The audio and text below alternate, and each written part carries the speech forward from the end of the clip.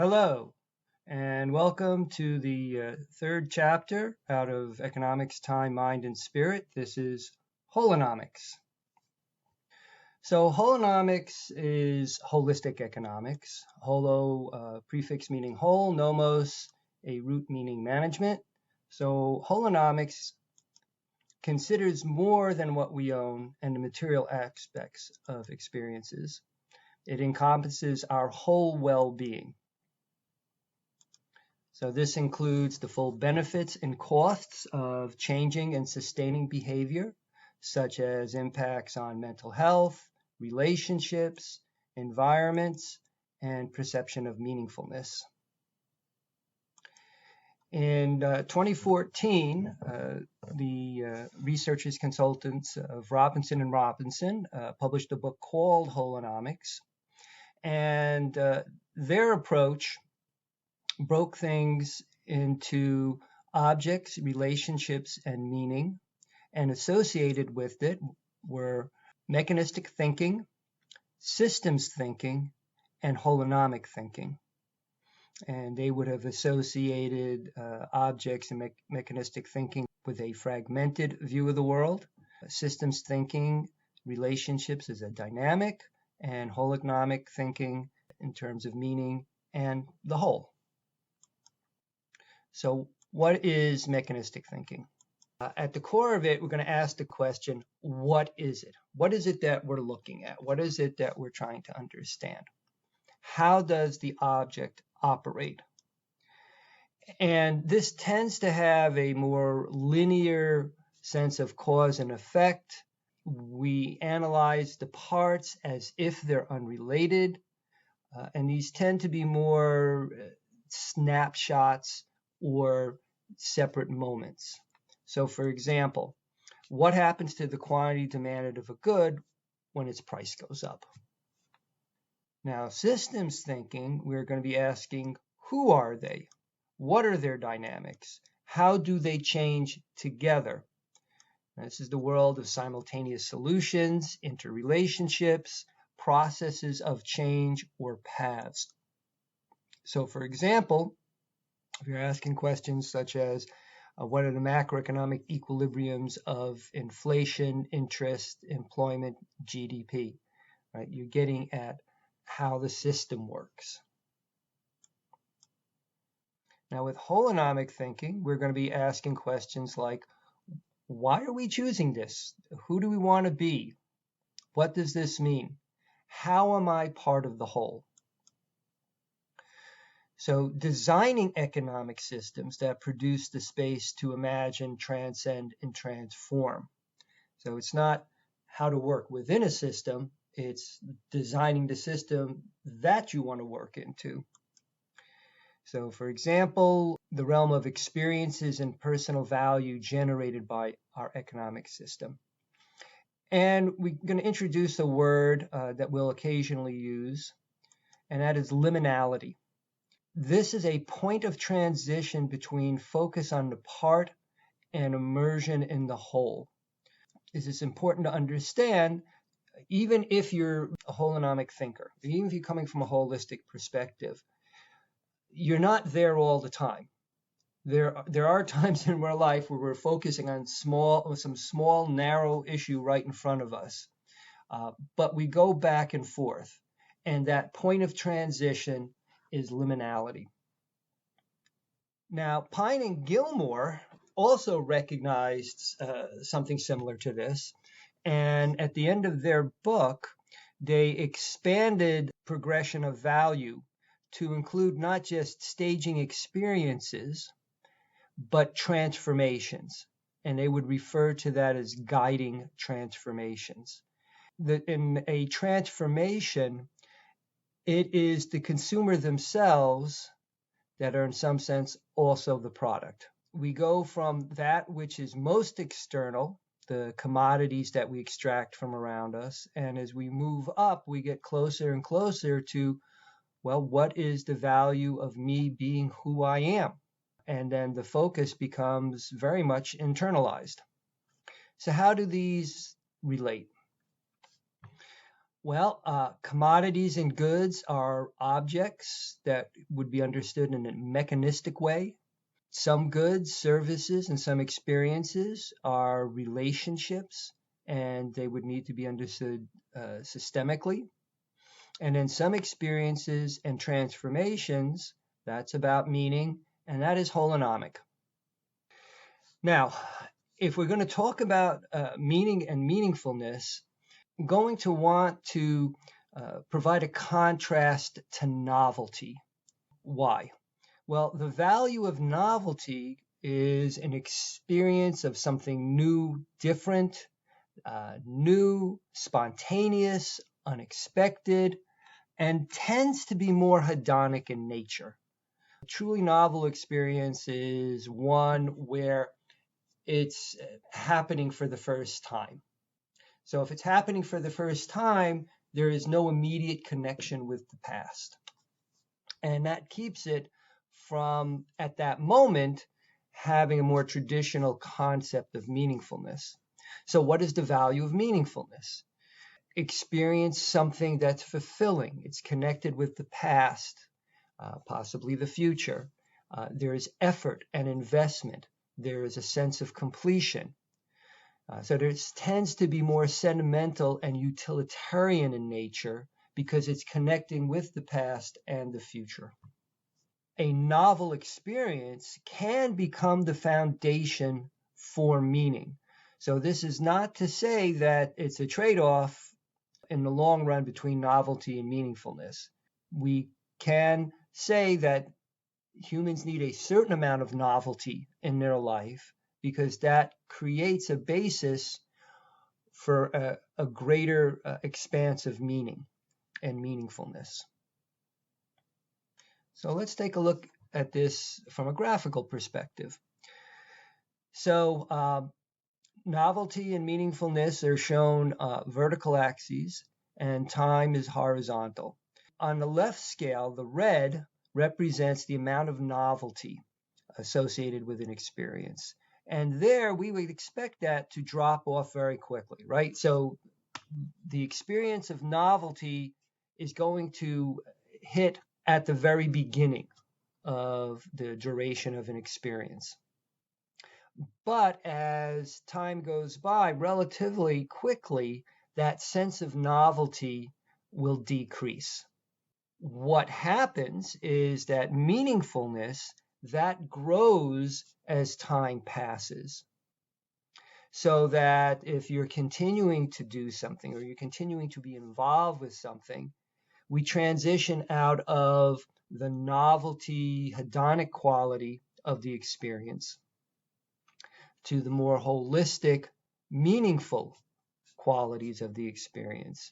And so what's suggested here in this graph is there's a crossover point from the first immediate flushes of novelty with an experience to a point where the meaningfulness becomes the more important characteristics. That is important because, as we will see in terms of the economics of mind, in order to fully appreciate novelty, it is about being focused in the moment and to be absorbed with what you're doing.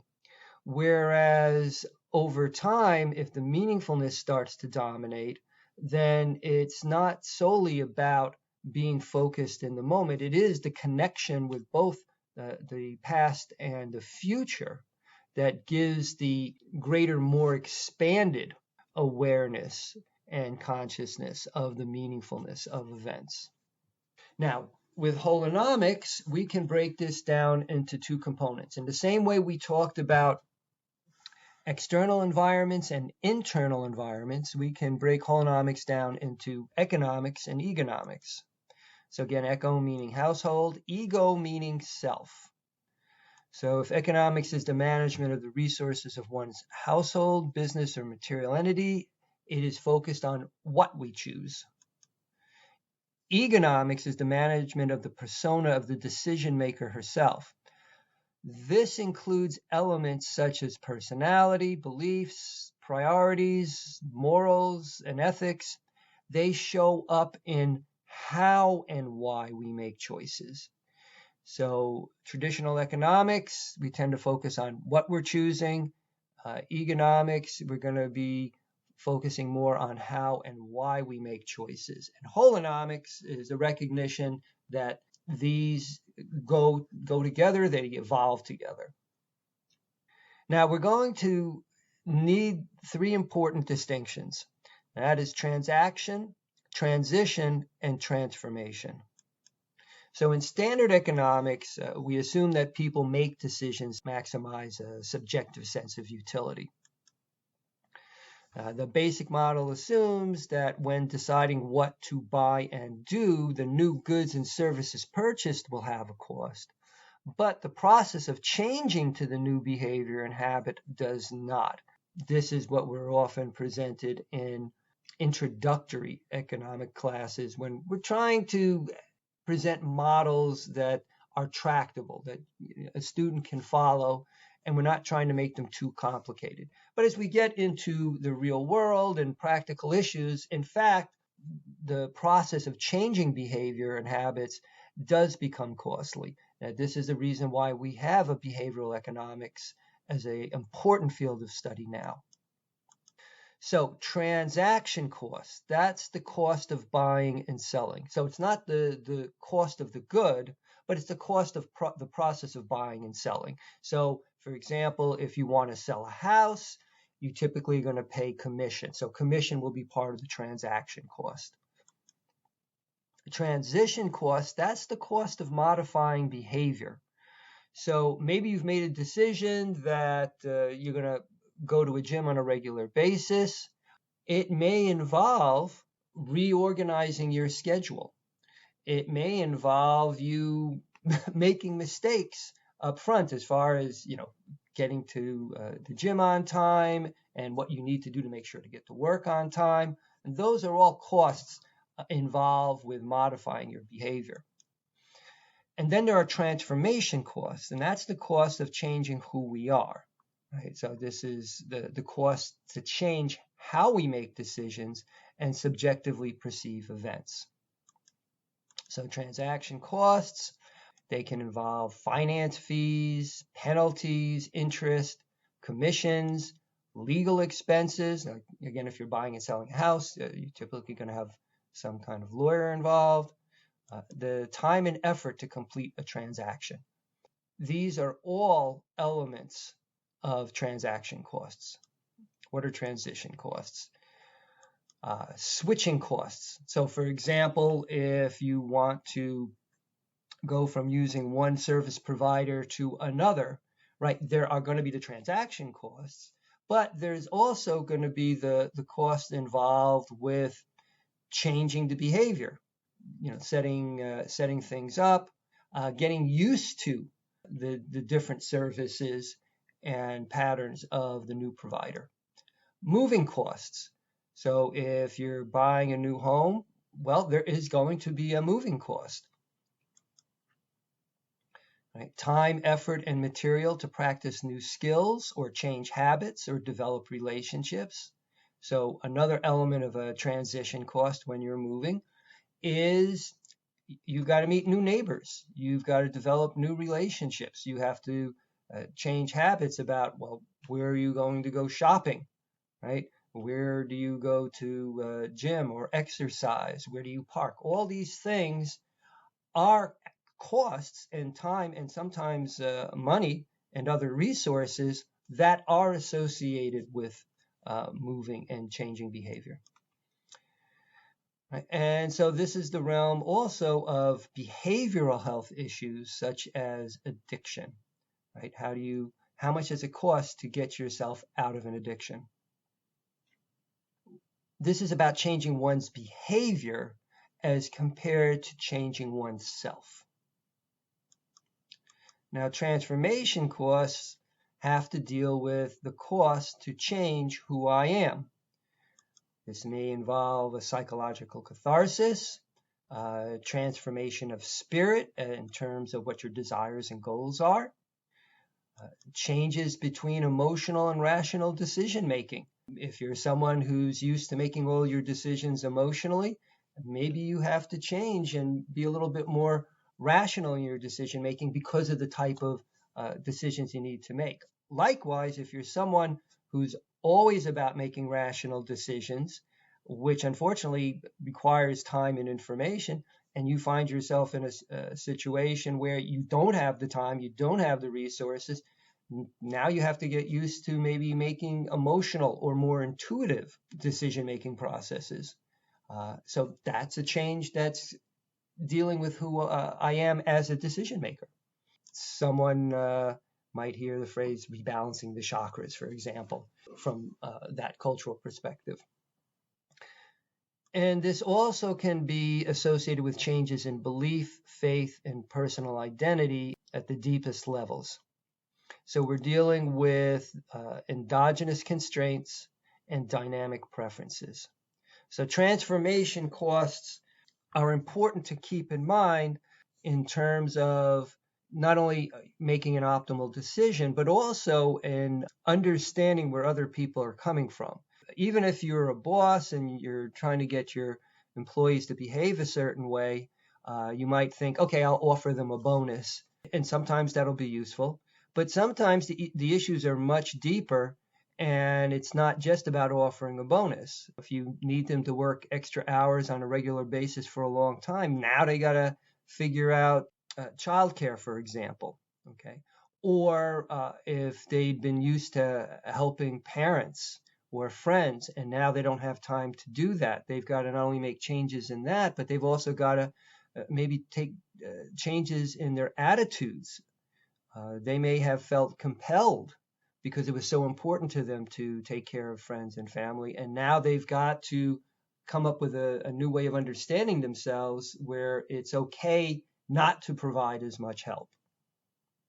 Sometimes choosing to change behavior necessitates changing how one makes decisions, right? So transitions lead to transformations or require transformations. Other times, changing oneself causes one's behavior to change, so transformation leads to transitions. Again, this is important to recognize because anytime we are trying to modify behavior patterns, work environments, even how we invest. If there are going to be the transition and transformational costs, it doesn't mean that you shouldn't make the change, but to minimize the cost to get the maximum benefit, you do not want to ignore those changes. All right, so changing one's behavior and ourself has externalities. They impact other people as well. So the full cost to society of changing behavior would include the cost to others of changing their behavior and who they are. So the important element here is that although it may seem like you're making decisions for yourself, okay, well, I'm going to do this. You may have an attitude of, well, then you make your choices for your own self. The reality is that when we change our behaviors, sometimes we are forcing other people to also have to change their behavior because they've built their life based on us acting in a predictable manner. And if we are no longer predictable, it causes them to change. Again, does not mean that you should never change your behavior. It's just being aware of what the consequences are so that you're not blindsided by them. Okay, so let's move to an economic model with transition costs. So this is a more traditional way of representing costs in a model, but to include transition costs. So we'll let M being equal to the monetary income or resources that an individual has.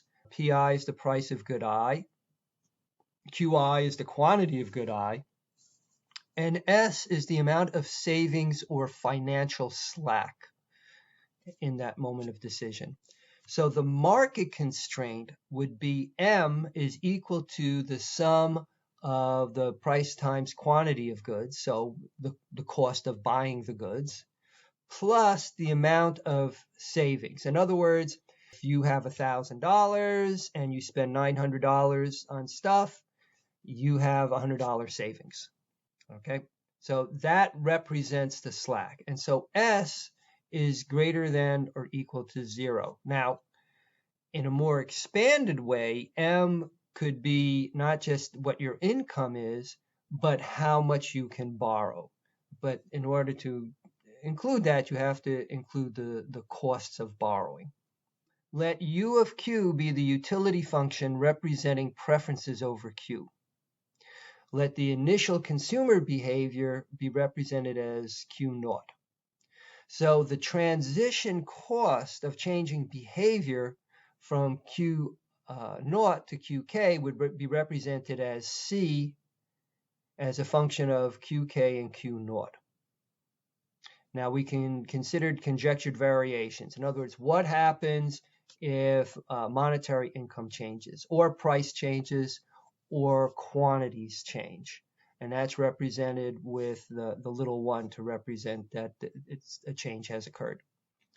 So then the transition cost, right, would be C of Q1, Q0. This is the cost of changing behavior in terms of what you're buying from the initial behavior, Q0, to the new behavior, Q1. If there's transition costs, they're greater than 0 for any change. So as long as Q1 is not equal to Q0, in other words, there is a change in behavior, there is going to be a transition cost. So not just the change and how much it costs to buy the new market basket, so to speak, but also the cost in changing from behaving and consuming one way to behaving and consuming another. Okay, so what are the implications? Well, there's an implied behavioral constraint, which is M1, so whatever the new income is equal to the cost of the new behavior based on the new sets of prices, plus the transition cost, plus the new slack available. And what can we say out of all this? Well, as long as the slack is greater than or equal to 0, and the new behavior is preferred to the old behavior, then voluntarily change to Q1. In other words, if S is greater than or equal to, if S1 is greater than or equal to 0, it is feasible. And if Q1 is preferred to Q0, this is what we mean by people voluntarily changing their behavior. All right, it's a preferred behavior and they can do it. Well, what if, in fact, it is a negative slack? In other words, if you try to change this behavior, you couldn't afford it. Well, if S1 is less than 0 and M1 is greater than or equal to the new cost of the old behavior, in other words, as long as the old behavior is still affordable, then the behavior stays at Q0. If you can't afford to change behavior and the old behavior is something you can still afford, then you stay at Q0. So the first case is changing, it gives you a preferred outcome and you can afford it, then you'll voluntarily change. If you can't afford the new change, but you can at least afford what you've been doing, then you just continue to behave as you have. On the other hand, if you cannot even afford what you're currently doing, and there exists another type of behavior, Q2, right? So it's not Q1 or Q0. Q2, which is affordable, but is not preferred to Q0, right? In other words, it's an outcome that you don't like as much. Then we would refer to this as an involuntary change in behavior to Q2. We're referring to it as involuntary because the person doesn't really want to do this. What they really would like to have done is to go to Q1, okay? And if they couldn't afford it, what they would have chosen to do is just continue what they're doing at Q0. So this is an important distinction in economic analysis, because very often from the philosophical standpoint, economists are likely to say that all choices are voluntary. This is presenting it so that we can understand what it means to have to deal with an involuntary change. And an involuntary change means that you have no option, okay, except to end up in a situation that is less preferred, less desired than you currently have, because you can't even afford to do what you currently have. So we have a distinction between voluntary change, keeping behavior as it is, and involuntary change. And then there's one last possible outcome. If you don't even have the resources for anything, right? You don't have the resources to change to something that's more preferable. You don't have the resources to stay where you are, and you don't have the resources to choose anything else. This would be economic death. This could also be actual death if what this means is that you do not even have the resources to afford the healthcare to stay alive. But economic death implies that you don't have the resources to manage your life in any kind of autonomous way, whether it's voluntary or involuntary. Now, this leads to another important concept, which is exclusionary zones. So if a transaction cost exists, it can be economically rational to make only larger, discrete changes to behavior. Small changes to behavior become excluded since their benefit from the revised behavior would not necessarily exceed the cost of transitioning to it. So this tends to reinforce habits and consumption patterns. Now, utility may also be based on the actual and change in behavior. So what happens to utility if a person is averse to change? Well, you could create a utility function that is not only based on the quantity of goods consumed, but also the change in the quantity of goods consumed. So in this particular case, alpha and beta are greater than 0. Q to the alpha represents that as the quantity of consumption goes up, the utility increases. So this is consistent with traditional and standard economic analysis. But now what we're doing is we're taking that Q to the alpha and we're dividing it by 1 plus the absolute value of the change in Q. And we'll raise that to the power beta. So if beta is 0, then the denominator becomes 1. So beta equal to 0 basically says there's no impact on a sense of utility based to change in behavior. But if beta is greater than 0, that change in Q, the larger it becomes, the less desirable the new behavior, even if we had ignored the utility impacts due to changing behavior, it would have been preferred. So this provides another type of exclusionary zone. The implication being that also if change becomes too large, people will not choose to make the change in their behavior. So graphically, let's consider what all this might look like. On the vertical axis, we have utility as a function of quantity and change in quantity. And we see U of Q0, right? So that's the utility that an individual is experiencing from their initial behavior. And we have that black dot in the middle of the graph. The yellow represents the exclusionary zone. This is the range in the change in behavior that they would never choose. In other words, Q0 will be considered superior to any other behavior in there. Now, it's not surprising if the delta Q is a reduction in consumption or lifestyle that a person would prefer to stay there. On the other hand, this is also saying that there is a minimum increase in lifestyle that's required before people would be willing to change their behavior, even if it is to be able to consume more. What we see then is a tendency to just stay where you are unless there is a big enough opportunity to improve, or if one is basically forced to downsize. So plans and exigencies. Okay. Another way to interpret an exclusionary zone is in the context of keeping to or changing plans. Since planning is costly, we tend to avoid changing plans except for a strong reason. So the exclusionary zone would be the potential modifications to our behavior that are not beneficial enough to warrant having to revise plans. That's another way of understanding an exclusionary zone. Now, exigencies are unexpected and urgent demands that arise after a person has made plans.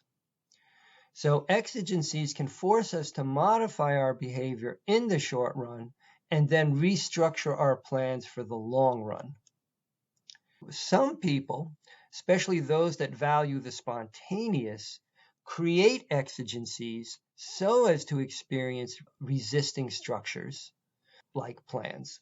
Part of how people relate to their economic behavior, what they buy, what they do for work, it's not just about the good or the attributes of the good. It's also about what they're experiencing and who they want to be. So the creation of exigencies, that's just another way of saying there are some people that will cause trouble, to use the term, just to generate change, okay, or to have something happen new, or in some cases, being able to resist authority. So all of this is not irrational in the sense of it can be understood as fulfilling deeper meanings and purposes in someone's life beyond just the traditional economic measures of money and things that we own. Understanding costs, let's consider lines, curves, distance, and costs. So imagine planning for a drive 1,000 miles long on a road like this, right? So it's a straight line, 1,000 miles. However, due to unexpected conditions and repairs, it actually looks like this.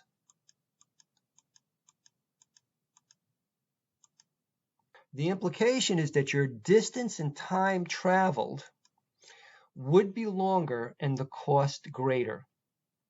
So what happens if you've only budgeted for the line above? Well, the obvious first answer is you don't get to the end of your travels, and now you're stuck in the middle of nowhere. So what does that mean? From a holistic perspective, it's not just planning for where you want to go, it's also planning for exigency. Typically, people make plans and tend to ignore potential exigencies. And one of the reasons why is that if they've got a finite budget, they're very tempted to want to use all of that budget so they can have like a wonderful vacation, for example. And they don't want to miss out on things. And so they may make plans with no slack in them. And that is what's required in order to prepare for exigency. They make plans, assuming no exigencies, and they just hope no emergencies will show up. All right, so the challenge is that we might not be able to foresee the exact exigencies that will arise. We certainly can expect that something is likely to happen. So even if there's a lot of uncertainty and fog about what might be the nature of the exigency or crisis you have to deal with, you can have a reasonable expectation that something will happen that will be imperfect, that you have to deal with. And so from a holistic standpoint, when you're making plans, you want to put in that slack so that when the emergency shows up, you can deal with the emergency without having to throw the whole plan in disarray. and then having to recreate a plan on the go. Right? So the way to plan for it is to include slack into your budgets, and that's not just money, it's also slack in time and also slack in your mental bandwidth. So while it may seem like unused resources, the benefits from being able to handle an exigency without having to change plans can be substantial. Obviously interest payments or late fees or premium charges or emergency house calls. So the idea here is by building some slack into your budget, you may actually end up having lower costs overall having to deal with the exigencies than if you didn't put any slack in there at all. Now, what's required here is the acceptance that while you put slack in there, if you're fortunate enough to have no exigencies or very few of them, when you're done, you might have the feeling of, oh, wow, I should have gotten that extra event, or I could have spent some more money for a nice meal or something like that. That's to be expected. But part of planning for exigency is the recognition that you don't know exactly what's going to happen, and you're better off with having a little extra money at the end of what you've chosen to do, and maybe feel like you could have done more than to end up with much bigger costs because you didn't prepare at all for potential exigencies. This also shows up in monthly budgets versus yearly budgets, for example. So monthly budgeting tends to focus on frequent expenses such as rent, utilities, gas, mass transit costs, food, etc. Things that are going to happen at least once a month, maybe multiple times a month. Now, if you're making a yearly budget, you're going to take into account things that will occur at least once a year. So they're going to be less regular than monthly costs. But if you're viewing over the whole year, you're going to have to deal with them. So for example, if you've got a used car, you're going to have car repairs, gifts for various events, either birthdays, weddings, things like that, tickets, vacations, right? So these are not things you're going to be doing every month. But if you want to be able to do it during the following year, you still need to put it into your budget. The key thing here is that our time frame perspective affects estimates of cost and benefit. So the shorter the time horizon, right, a month versus a year, or a week versus a month, or a day, a plan of how to get through the next day as compared to how to get through the next year, is going to affect the estimates of the cost and benefit. Now, another thing that we need to consider is asymmetry of lifestyle loss due to transition costs. So standard economics overstates lifestyle expansion, in other words, utility gain, as income increases. It also understates lifestyle contraction, in other words, utility loss, as income decreases. The existence of transition costs also help to explain how people are more defensive of loss than they are assertive of gain. So when wealth is sufficiently great, changes in income would have little effect on lifestyle, right? So if you're making $50,000 a year and you get a raise of $20,000, it's going to have an impact on how you're going to live your life. On the other hand, if you have $1 billion worth of wealth and your income goes from 500 million to 700 million, you're having a particularly good year. The fact that you already had $1 billion means that change in income is probably not going to change your lifestyle very much, at least in terms of buying stuff for yourself. We can take all of this and represent them graphically. So we're going to use ratchets and steps.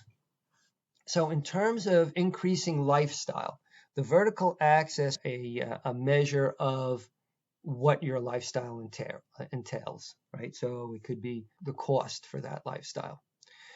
And the horizontal is time. The steps represent what happens as your income goes up. So, a raise yearly. Ratchets, that shows what's happening in your slack that's available. And notice what's going on. If your income is greater than what your current lifestyle is, then you're saving. And so what we see with the ratchet, that's the top line, okay, is that it increases even if the income stays the same. But what we see is a occasional drop down. That is where the transition cost comes into play, right? So you're saving up to buy a house, and so you're putting money aside for a down payment, but you're also putting money aside for the cost of moving. Well, as you're saving the money, your savings goes up, but the time that you actually complete buying and then you do the move, you're going to see a big drop in your savings account. And then once you've made that change and you're into your new lifestyle and presumably higher income, then your savings builds up again until you make your next change.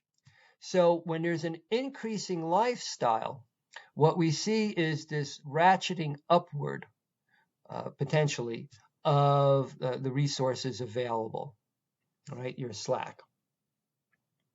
Now, when you get to a steady state lifestyle, now this is often in reference to turnpike theorem in economics, where early part of your life, you're making investment in your time and energy to increase your income. And then at some point in your life, you have a lifestyle that you settle in while you're working. So, think of, buying a home when you're having kids with the intent of you're going to be in that home for, 25, 30 years or so, at least until you retire.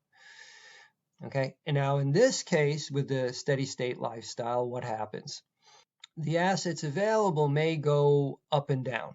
You've maximized your lifestyle, so you're going to stay there. But because there are these exigencies, there is occasional repairs or things you have to deal with in life, it'll go up and down. And then finally, when you get to the point where you have to start decreasing your lifestyle, either because income has fallen or some other issue, maybe your health, what happens? What we see is the step down in lifestyle associated with also a decrease in financial slack. So what's going on here? Well, when we decrease our lifestyle, very often we don't decrease it fully to the extent that we have to deal with if our income is lower. And so what ends up happening is we have a higher lifestyle that's not sustainable. And so we'll start seeing decrease in our financial slack. But then eventually we do have to make a further decrease in lifestyle. And because it's a transition in behavior, that still has a cost involved. So for example, if you go from being in a nice big home and you decide to move into a much more affordable apartment, there is still the cost of moving there. Okay.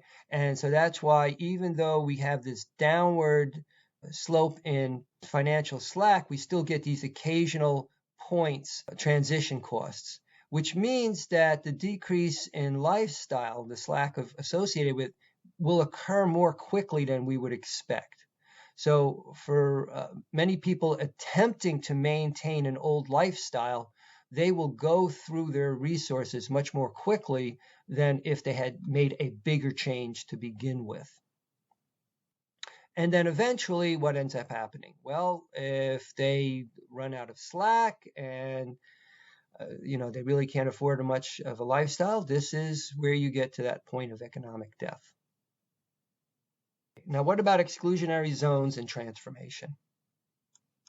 Now, if there are costs to internal transformation, right, changing your mind, changing your spirit, people will keep their beliefs, habits, and ways of looking at the world even when it seems like their life can be made better by changing.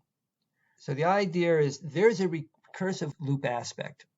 Since the seeming cost of transformation is dependent on one's mind and spirit, right? In other words, the perception of cost of transformation is dependent on your mind. And that's the thing that we're considering changing.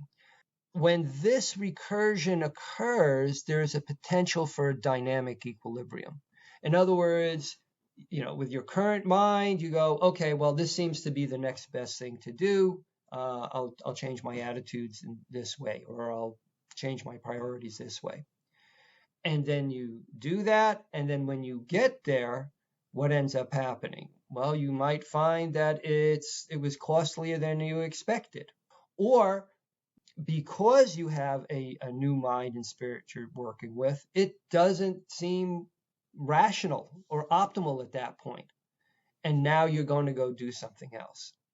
So these recursive elements require a different way of understanding the decisions you're going to be making. And what we'll see later on is when we find ourselves in these kind of internal recursions about the optimality of a mindset or spirit, we will see that it'll be very important to bring in intuition and a transcending perspective in order to find what will be an equilibrium that can maintain. On the other hand, once a transformation has occurred, it is likely to reinforce the perception that it was worthwhile, right? So even if it seemed foolish beforehand. So this is one of the things that people often do. If they've got to make a big change, it pushes them to have to change who they are. They will change who they are, their perspectives, so that it will seem like, oh, well, this was the right thing to do. So this can show up as, for example, as hedonic adaptation. In other words, you adapt to the new things that you're doing that maybe you didn't like before. You learn to like your new environment. And it's the learning to like, that's the internal transformative aspect. So what does this mean? So economies create people, not just goods. Size of population was an early measure of the success of society. And for a long time, that was part of wealth, how wealth was measured by how many slaves one had. Since corporations are considered artificial persons, an economy that creates corporations is creating persons. Remember, if a person is a decision maker, then a corporation is a form of business decision maker. However, it's not just physical bodies, right? Economies also invest in human capital, which generates culture, values, ethics, morals, and aesthetics. And this is the whole holistic, holonomic viewpoint that's going on. It's not just about the physical world we're going to move into as we're dealing with climate crisis and partisanship in politics and all the other things that we find very difficult at this moment in 2021. But the economies are also going to be generating the cultures and values and ethics going forward. Economies produce relationships, right? So the market economy focuses on buyers, sellers, producers, and consumers. Economics is still considered a social science. And so if you've got a social science, at the core of any study of society is what are the fundamental relationships. Now, what are some of the other relationships that we deal with in the market economy? Well, there is employer, employee, there's management, there's hierarchies, teams, consultants, trainers, etc. So relationships of all kinds take resources to create, to maintain, and to disengage. Sometimes you have to break up a business relationship.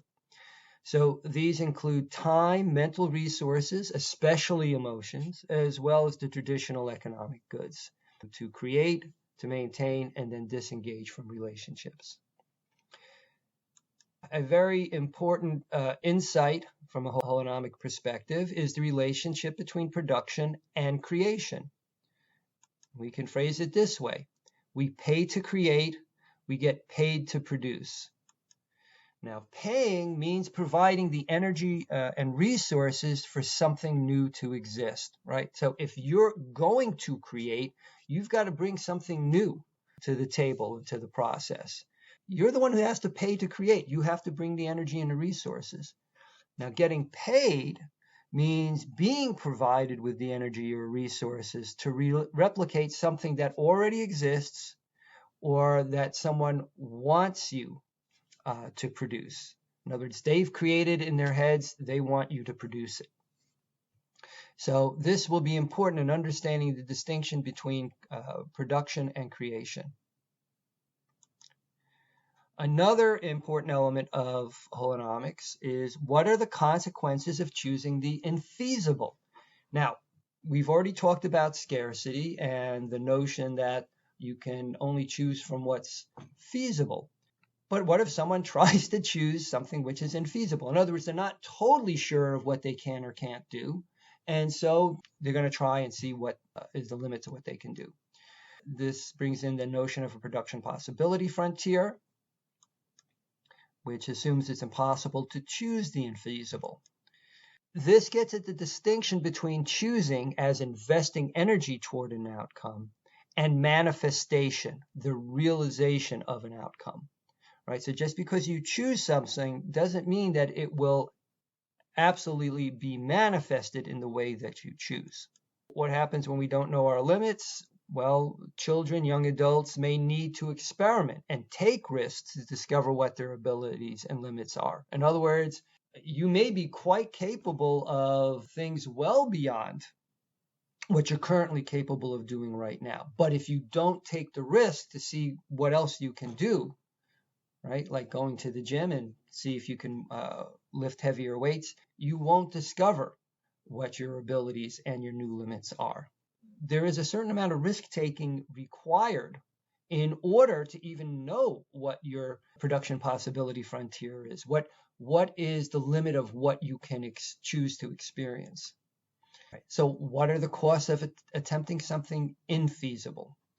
Well, if you try to do something that you can't do, one, physical injury, right? If you try to lift a 500 pound weight and unfortunately you can only do 200, you're going to hurt yourself. One of the ways to understand trying to do something beyond what is in the production possibility frontier is that the individual or the economy as a whole will hurt itself, which means then they're going to have to spend resources dealing with the injury. Another is that if you try to do something you can't, you're going to waste time and opportunities. In other words, if you try to do something that you can't, you don't end up with that, but you also don't end up with any of the other opportunities that you could have taken that were feasible. There will be lost time and opportunities. So depending on one's whole wealth, the cost of risk-taking could be so severe that one avoids acting at the further reaches of a production possibility frontier. So we can show this graphically. This is a graph of what we might call the profit sweet spot and the production possibility frontier. The particular numbers don't have any specific meaning outside of showing the relationship between profit and what happens as we approach the absolute limits of a frontier. This is significantly different than the standard economic approach, which tends to assume that an economy should operate at its production possibility frontier and will often say that if it's not, then it's being inefficient. So in this case, we've got two goods, and depending on the combination of goods that we produce, a profit is generated. Now, keep in mind this notion of profit is economic profit. So it's not just about how much money you make. It's also about the value of the experiences associated with what you consume and the experience of your work, and maybe even the experience of how much financial profit you made. So the graph is intended to represent the relationship between infeasibility and economic profit. And what do we see here? If the production possibility frontier, that outer edge, that outer curved edge, represents what you can produce if you use all your resources, then obviously when you're done, you have no resources left. Well, if you have no resources left, then you've got no wealth. That would mean that the total measure of profit would be a loss, right? Because whatever you've produced, now you no longer have any of what you began with. So you have nothing at the end. So if you started off with something and you ended up with nothing, then that's a loss. The sweet spot then is going to occur somewhere within the range of feasibility. So inside of the production possibility frontier. And this is represented as approaching the production possibility frontier, but not at it. And so what do we see? If you have an economy that's not producing very much at all, there's a lot of room to produce more of good A and good B. As you get to that sweet spot, if you continue to try to produce more, what an economy will find is that it will be generating less profit, even though it's producing more goods. And then eventually, if it's trying to produce the absolute limits, which would be on the frontier, we would see that it would generate a huge loss. And so it's not sustainable. So what is the implications? If you have underestimated what is feasible, attempting to do what seems impossible can potentially lead to better outcomes. Expectations and how we estimate what we can do does have an important impact. So sometimes, we have to try to do what seems impossible to see whether or not we've underestimated what we can do. At the same time, if you have overestimated what is feasible, attempting to do what is actually impossible may give a transient emotional satisfaction. In other words, someone tells you, you can't do that, because they know that you literally can't do that. And you try and do that, you might get that satisfaction of no one tells me what I can or can't do. But if it's something you really can't do, you won't end up doing it. And that means it's at the cost of achieving less in the material world. Right? It's like you showed them, but now you've got less resources available. So the life that you have going forward is going to be a little bit poorer. Is it more beneficial to attempt the impossible when younger or older? Well, this is a very important question because this will get to something later in the course, which is the life cycle and beliefs and how we use our mind at different points in our lives. So when you're younger and you don't know as much about the world, well, guess what? It's important to take risks. One, because you need to learn about the world. And two, when you're younger, you often can recover from injury more easily. And not only physical injury, but also financial injury. On the other hand, if you are older and you don't have as much time, you don't have as much energy, you may physically not be able to recover from injuries as easily. It may take longer. It may take more time and effort. So now it will be rational to not push the edge as much. Or if you're going to take a risk, you take a small risk. You don't take a big risk. Clearly, from a holonomic perspective, from a societal perspective, any society that's attempting to grow and change is going to have to be reliant on younger people who are in a position to push the limit and take the risk and still be able to recover from it. What about well-being, imagination, and reality? Well, our sense of well-being can be increased by either changing the material world, right? So the health of our body, the things that we have, the people we know, or our imaginings about the world, our dreams, our fantasies, the way we perceive the material world. Reality exists at the intersection of the material and our imagination, and that's imagination with a capital I. So that is sort of our space to be able to imagine things. We can represent reality as our imagination times the material world, because that's often how we represent intersection. So R is equal to I times N. So you might want to keep that in your back of your mind anytime you're thinking about discussing reality or the utility or the sense of well-being that we derive from it, as being the outgrowth of how our imagination is formatted and the material or the memory that we have in our archives, in our inventory. What about profits and preferences? Well, corporations as economic actors also have preferences. For-profit corporations tend to use measures of profit as the utility function that summarizes preferences. So how expected profits are estimated is, in essence, the spirit of a for-profit corporation. So again, this gets back to how do you make decisions? And if you're a for-profit, how you measure expected profits or estimate expected profits is part of the spirit of that corporation. The endogenous constraint that expected profits should be positive is the morality of a for-profit corporation. So the two work hand in hand. The implication then is that corporations do have a spirit. They do have a morality, but it tends to be associated with making a profit, and in particular, how they measure making a profit. And, ultimately, we can't talk about holonomics without talking about spiritual economics.